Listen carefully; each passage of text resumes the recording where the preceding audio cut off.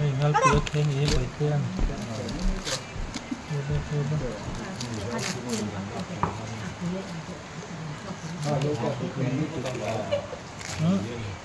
Lampuin sẽ chia ra nữa. Cái tiếng vòm su. Cái vòm kia chứ cô.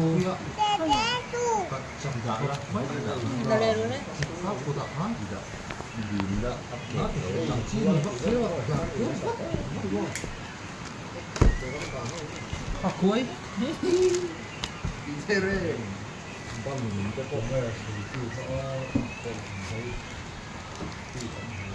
Anh chỉ lên rồi đó ô. Ok. Ông bảo lòng hay đi là Ngал cứ giờ thôi, ngal mấy.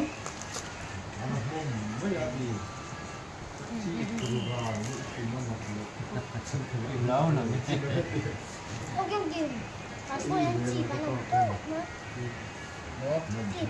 Chỉ vào, anh chưa không?